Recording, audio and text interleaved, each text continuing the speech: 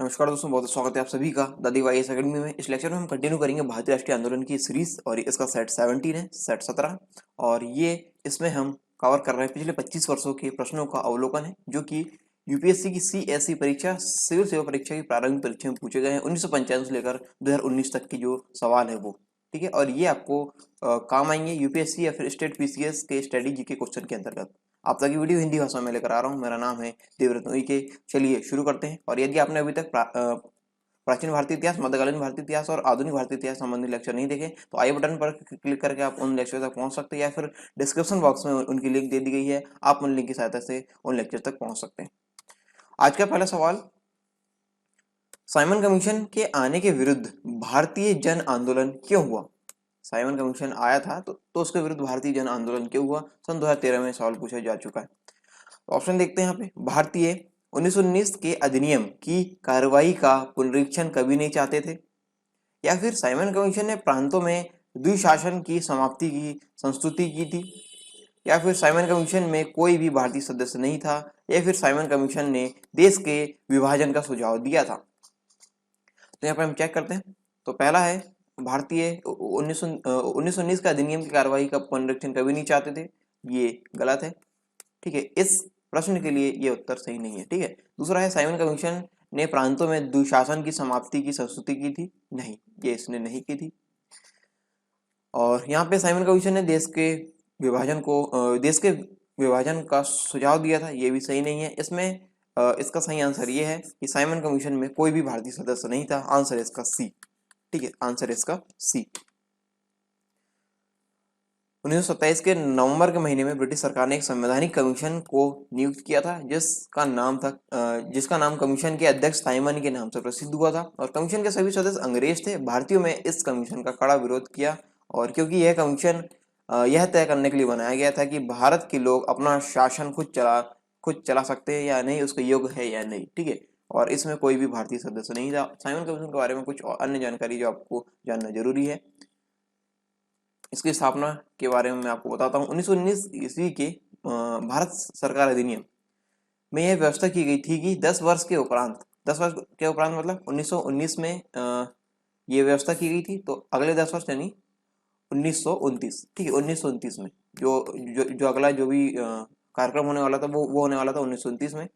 तो 10 वर्ष के उपरांत एक ऐसा आयोग आएगा। ठीक है, यानी जो आयोग आएगा कितने वर्ष बाद? 10 वर्ष बाद, 1929 में आयोग नियुक्त किया जाएगा, जो इस अधिनियम से हुई प्रगति की समीक्षा करेगा।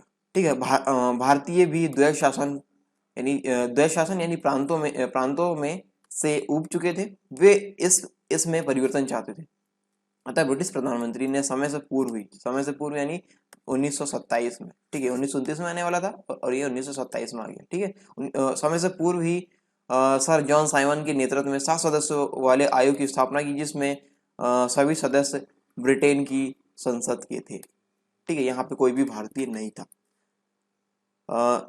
साइमन कमीशन की नियुक्ति ब्रिटिश प्रधानमंत्री ने सर जॉन साइमन के नेतृत्व में की थी। इस साइमन में 7 सदस्य थे जो सभी ब्रिटेन की संसद के मनोनीत सदस्य थे, और यही कारण था कि इसे श्वेत कमीशन कहा गया।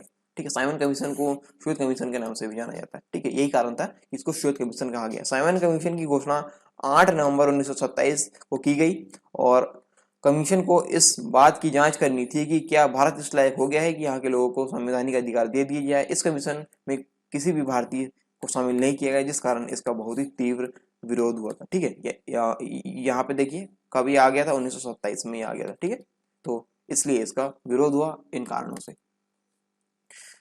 तो इसलिए इस प्रश्न का आंसर है यहाँ पे सी। अगले सवाल पे जाते हैं। भारत छोड़ो आंदोलन किसकी प्रतिक्रिया में प्रारंभ किया गया? भारत छोड़ो आंदोलन, ठीक है, सन 2013 में सवाल पूछा जा चुका है। कैबिनेट मिशन योजना, क्रिप्स प्रस्ताव, साइमन कमीशन या फिर वेवेल योजना?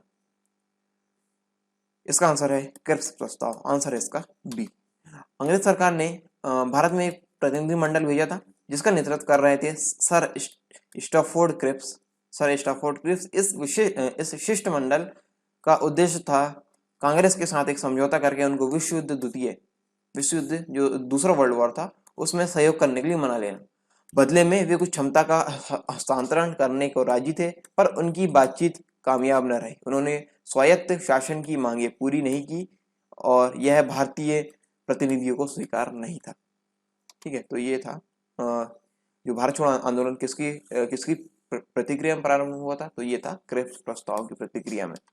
ठीक है, अगला सवाल है, स्वतंत्रता आंदोलन के इतिहास में भारतीय राष्ट्रीय कांग्रेस का 1929 का अधिवेशन इसलिए महत्वपूर्ण है क्योंकि इस अधिवेशन में 1929 का अधिवेशन क्यों महत्वपूर्ण, यहाँ पे हमको बताना है कौन सा कारण है। यहाँ पे 2014 में सवाल पूछा जा चुका है। कांग्रेस के उद्देश्य के तौर पर स्वशासन प्राप्ति की घोषणा की गई। कांग्रेस के लक्ष्य के तौर पर पूर्ण स्वराज की प्राप्ति को स्वीकृत किया गया। असहयोग आंदोलन का आरंभ हुआ। लंदन में गोलमेज सम्मेलन की भागीदारी करने का निर्णय लिया गया। तो ये सवाल आपसे जो मैंने पिछली स्लाइड में डिस्कस किया था, सॉरी पिछले लेक्चर में डिस्कस किया था, तो वहां पे आप इसका आंसर जान चुके हैं। और जिन लोगों ने नहीं देखा मैं उनको यहाँ पे बता देता हूँ कि जो भी कांग्रेस का अधिवेशन है, कांग्रेस के जो भी अधिवेशन है सारे जो महत्वपूर्ण वाले हैं, ठीक है, सारे नहीं करने, जो महत्वपूर्ण वाले हैं उनकी एक लिस्ट बना लीजिए और लिस्ट को बार बार देखिए तो आपको ये पता चल जाएगा कि कौन सा अधिवेशन में कौन सी महत्वपूर्ण चीज हुई है, क्योंकि ये फ्रिक्वेंटली ये इनसे क्वेश्चन आते हैं। ठीक है, जैसे जैसे हमने अभी हम 2014 तक पहुंच चुके हैं, 1995 से लेकर 2014 के जो प्रश्न हम वहां तक पहुंच चुके हैं। तो यहाँ पे हमको देखने में ये आया कि जो अधिवेशन से जो सवाल है वो अक्सर आ रहे हैं। ठीक है, तो अधिवेशन वाले जो पोर्शन है आप अच्छे से पढ़ लीजिए। तो यहाँ पे हम देखते हैं कि कांग्रेस के उद्देश्य के तौर पर स्वशासन की प्राप्ति की घोषणा की गई, तो ये नहीं है। कांग्रेस के लक्ष्य के तौर पर पूर्ण स्वराज की प्राप्ति को स्वीकृत किया गया, ये सही है। ठीक है, 1929 का जो अधिवेशन हुआ था उसके अंतर्गत ये स्वीकृत किया गया था कि कांग्रेस के लक्ष्य के तौर पर पूर्ण स्वराज की प्राप्ति, ठीक है, पूर्ण स्वराज हमें चाहिए, ये स्वीकृत किया गया था। ठीक है, आंसर है इसका बी।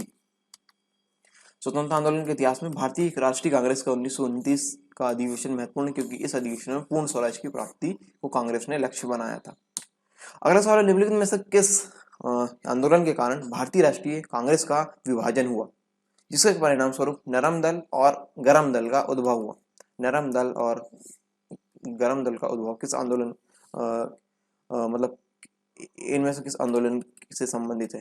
ठीक है, कि कांग्रेस का जो विभाजन है इन दो भागों में हो गया, स्वदेशी आंदोलन, भारत छोड़ो आंदोलन, या फिर असहयोग आंदोलन, या फिर सविनय अवज्ञा आंदोलन।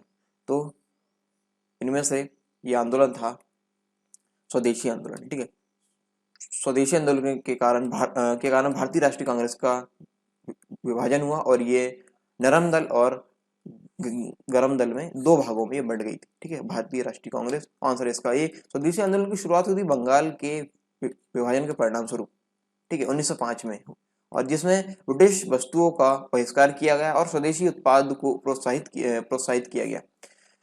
गरम दल उग्रवादी के समर्थक स्वदेशी आंदोलन को पूरे भारत में लागू करना चाहते थे, जबकि जो नरम दल थे यानी जो नरमपंथी थे उसके यानी जो नरम दल के समर्थक थे या फिर जिनको हम बोलेंगे नरमपंथी, स्वदेशी आंदोलन को सिर्फ बंगाल तक सीमित रखना चाहते थे। मतभेद बढ़ता रहा। 1907 में कांग्रेस के सूरत अधिवेशन में कांग्रेस नरम दल और गरम दल में विभाजित हो गई, 1907 में हुई। ठीक है, किस अधिवेशन में हुई, तो ये है सूरत अधिवेशन, कांग्रेस का सूरत अधिवेशन 1907 में। और आपके लिए एक सवाल है कि वापस से ये कब मिले। ठीक है, ये जो दो भागों में बटी हुई थी ये वापस से कब एकत्रित हुए, ये आपको बताना है। कमेंट बॉक्स में कमेंट करके देखते हैं कौन बताता है। अगला सवाल है, कांग्रेस सोशलिस्ट पार्टी के संदर्भ में निम्नलिखित कथनों पर विचार करें। सन 2015 में सवाल पूछा जा चुका है। ऑप्शन हम देखते हैं। ऑप्शन से पहले यहाँ ये देख लेते हैं कि ऊपर दिए गए कथनों में से कौन सा सही है या कौन से सही है, ये हमको बताना है। सही वाले यहाँ पे चूज करना है, केवल 1 2 केवल 3 1 2 3 या इनमें से कोई नहीं। तो चेक करते हैं। इसने ब्रिटिश वस्तुओं के बहिष्कार और करों की चोरी की वकालत की, क्या इसने की? यह सर्वहारा वर्ग की तानाशाही स्थापित करना चाहता था। इसने अल्पसंख्यकों और उत्पीड़ित वर्गों के लिए अलग निर्वाचक मंडल की वकालत की। तो हम चेक करते हैं। इसने ब्रिटिश वस्तुओं के बहिष्कार और करों की चोरी की वकालत की, नहीं, इसने ऐसा नहीं किया। यह सर्वहारा वर्ग की तानाशाही स्थापित करना चाहता था, नहीं, ये ऐसा नहीं करना चाहते थे।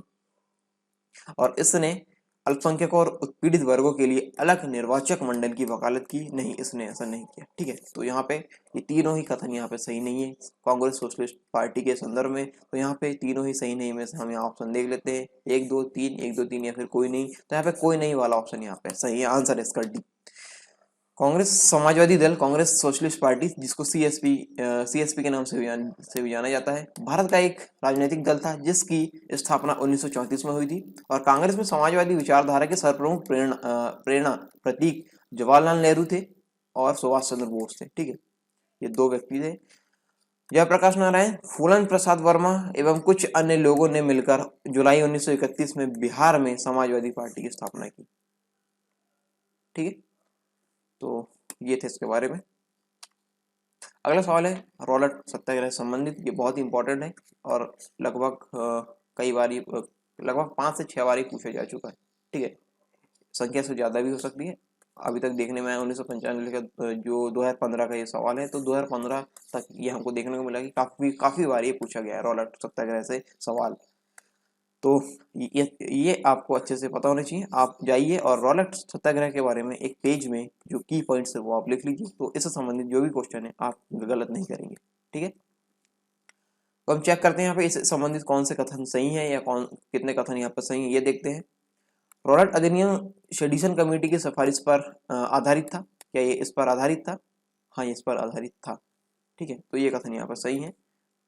नीचे दिए गए कूट का प्रयोग कर सही उत्तर हमको चुनना है, मतलब हम सही जा रहे हैं, सही उत्तर हमको चुनना है। तो ये जो कथन यहाँ पे लिखे गए जो दिए गए हैं वो सही है या नहीं, ये हमको चेक करना है।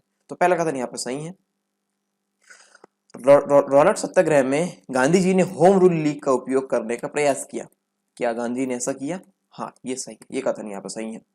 अगला कथन है साइमन कमीशन के आगमन के विरुद्ध हुए प्रदर्शन रॉलेट सत्याग्रह के साथ साथ हुए। के साथ साथ हुए थे? नहीं, ये साथ साथ नहीं हुए थे। साइमन कमीशन का विरोध 1927 ये आया था, 1927 में आया था। और जो रॉलेट सत्याग्रह था इसका विरोध 1919 में हुआ था। ठीक है, तो ये अब इनका वर्ष अलग अलग है, तो ये साथ साथ नहीं हुए, तो ये कथन यहाँ पे सही नहीं है। ठीक है, तो जो पहला और दूसरा कथन बस यहाँ पर सही है। तो हम देख लेते हैं केवल एक और दो और तीन और 1 2 और 3। तो पहला और दूसरा यहाँ पर सही है, तो यहाँ पे बी वाला ऑप्शन यहाँ पे सही है, आंसर है इसका बी। महात्मा गांधी ने रॉलेट अधिनियम के विरोध में एक अभियान चलाया तथा 24 फरवरी 1919 को बंबई में सत्याग्रह सभा की स्थापना की। और जो रॉलेट एक्ट ब्रिटिशों को बंदी प्रत्यक्षीकरण के अधिकार को स्थगित करने संबंधी शक्तियां प्रदान करता था। रॉलेट अधिनियम शेडिसन समिति की सिफारिश पर आधारित था और सत्याग्रह में गांधी जी ने होम रूल लीग का उपयोग करने का प्रयास यहाँ पे किया, इसलिए इसका आंसर यहाँ पे है बी। ठीक है, इन कारणों से इसका आंसर यहाँ पे बी। अगले सवाल में हम जाते हैं। निम्नलिखित में किसने अप्रैल 1930 में नमक कानून तोड़ने के लिए तंजौर तट पर एक मार्च का आयोजन किया था? तंजौर तट पर, यह है तमिलनाडु के अंतर्गत। ठीक है, ये तंजौर तट है तमिलनाडु के अंतर्गत। 2015 में सवाल पूछा जा चुका है। तो इससे संबंधित जो ऑप्शन है यहाँ पे वी.ओ. चिदम्बरम पिल्लई, सी राजगोपालाचारी, के कामराज या फिर एनी बेसेंट। तो यहाँ पे इसका आयोजन किया गया था सी राजगोपालाचारी के द्वारा, आंसर इसका सी। अप्रैल 1930 में सी राजगोपालाचारी ने एक मार्च या फिर अभियान का संचालन किया था जो नमक कानून तोड़ने के लिए तंजौर के समुद्री तट पर तिरुचिरापल्ली से वेद अरण्यम तक किया गया था। ठीक है, तो इसके बारे में कुछ और जानकारी यहाँ पे आप जान लीजिए नमक सत्याग्रह के बारे में। नमक सत्याग्रह वर्ष 1930 में महात्मा गांधी के नेतृत्व में प्रारंभ सविनय अवज्ञा आंदोलन के तहत किया गया था और इसके अंतर्गत महात्मा गांधी ने साबरमती से दांडी तक की 240 मील की यात्रा की और 6 अप्रैल 1930 को समुद्र तट पर एक मुट्ठी नमक हाथ में लेकर महात्मा गांधी ने नमक कानून तोड़ा था, क्योंकि उस समय नमक निर्माण पर केवल राज्य का एकाधिकार था। इस आंदोलन के तहत देश के विभिन्न भागों में नमक कानून तोड़ा गया और तंजौर तट जिसके अंतर्गत ये प्रश्न यहाँ पे दिया गया था, तंजौर तट जो कि तमिलनाडु के अंतर्गत है, पर नमक कानून तोड़ने के लिए एक अभियान दक्षिण भारत के विख्यात कांग्रेस नेता चक्रवर्ती राजगोपालाचारी ने किया और चक्रवर्ती राजगोपालाचारी को इस आंदोलन के लिए गिरफ्तार कर जेल भेज दिया गया और स्वतंत्रता उपरांत वे देश के प्रथम भारतीय गवर्नर जनरल बने। ठीक है, तो ये इंपॉर्टेंट है, इनके बारे में याद रखने के लिए। ठीक है, ये स्वतंत्रता के बाद देश के प्रथम भारतीय गवर्नर जनरल बने थे सी राजगोपालाचारी। तो ये था नमक सत्याग्रह के बारे में। आई होप आपको इस संबंध जानकारी अच्छी लगी होगी और आपके आने वाले एग्जाम में आपने आने के लिए आपने आपसे क्वेश्चन बन जाए उसके लिए आपने नोट कर लिया होगा। अगला सवाल है, निम्नलिखित कथनों पर विचार कीजिए। सन 2015 में सवाल पूछा जा चुका है। उपयुक्त कथनों में से कौन सा या कौन से सही है ये हमको बताना है। सन 2015 में सवाल पूछा जा चुका है। तो हम देखते हैं कथन, भारतीय राष्ट्रीय कांग्रेस की प्रथम महिला अध्यक्ष सरोजिनी नायडू थी। भारतीय राष्ट्रीय कांग्रेस की प्रथम महिला अध्यक्ष सरोजिनी नायडू थी। क्या ये सत्य है? नहीं, ये सत्य नहीं है। भारतीय राष्ट्रीय कांग्रेस की प्रथम महिला अध्यक्ष, यहाँ पे ध्यान देना, प्रथम महिला अध्यक्ष थी एनी बेसेंट। एनी बेसेंट, ठीक है, प्रथम महिला अध्यक्ष थी। और यदि बात करें कि प्रथम भारतीय महिला कौन थी, भारतीय राष्ट्रीय कांग्रेस की प्रथम भारतीय महिला अध्यक्ष कौन थी? ठीक है, भारतीय महिला अध्यक्ष थी, ये थी सरोजिनी नायडू। ठीक है, तो यहाँ पे ये कथन गलत है, यहाँ पे थी एनी बेसेंट। ठीक है, तो और ये सरोजिनी नायडू थी भारतीय महिला अध्यक्ष। ठीक है, भारतीय राष्ट्रीय कांग्रेस की भारतीय महिला अध्यक्ष थी सरोजिनी नायडू। तो ये कथन यहाँ पे सही नहीं है। दूसरा कथन हम देखते हैं, भारतीय राष्ट्रीय कांग्रेस के प्रथम मुस्लिम अध्यक्ष बदरुद्दीन तैयब जी थे। क्या ये सत्य है? हाँ, ये सत्य है। ठीक है, ये दूसरा कथन यहाँ पे सत्य है, पहला कथन यहाँ पे गलत है। तो हम दूसरा कथन सत्य के लिए ऑप्शन यहाँ पे देखते हैं, केवल एक, केवल दो, एक दो दोनों, ना तो एक ना तो दो। तो यहाँ पे उपयुक्त कथनों में से केवल दो वाला सही, यानी आंसर इसका बी। आंसर है बी।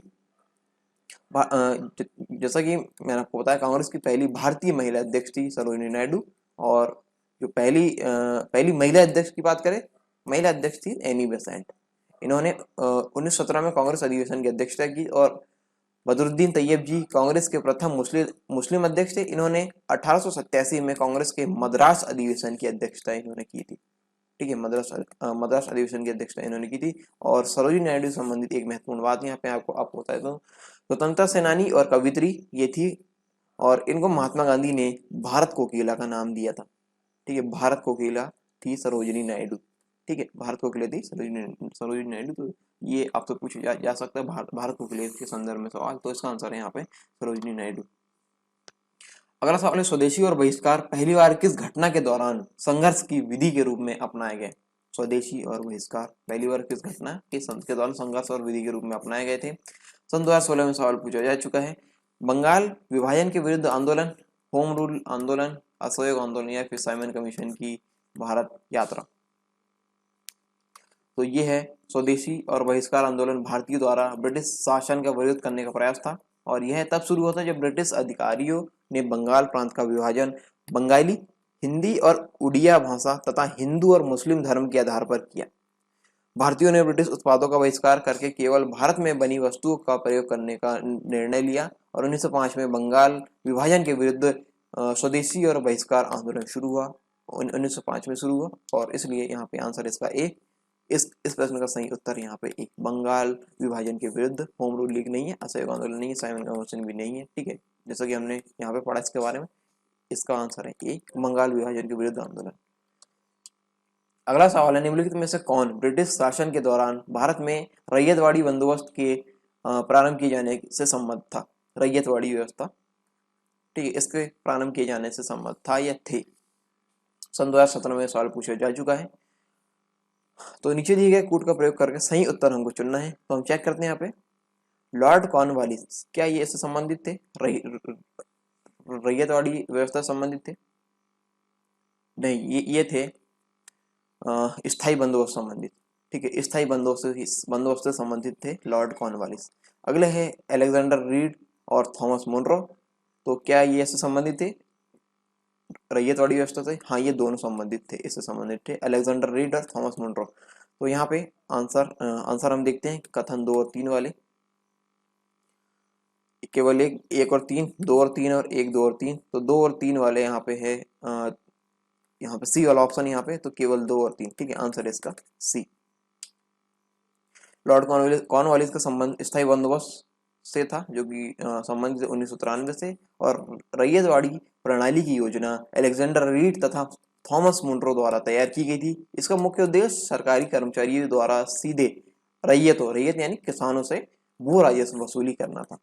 ठीक है, तो ये इसका आंसर यहाँ पे सी, अलेक्जेंडर रीड और थॉमस मुनरो इससे संबंधित थे, रैयतवाड़ी व्यवस्था से संबंधित। ठीक है, तो आई होप ये प्रश्न आपको समझ में आए होंगे। Thanks for watching the IAS academy. मिलते हैं नेक्स्ट वीडियो में।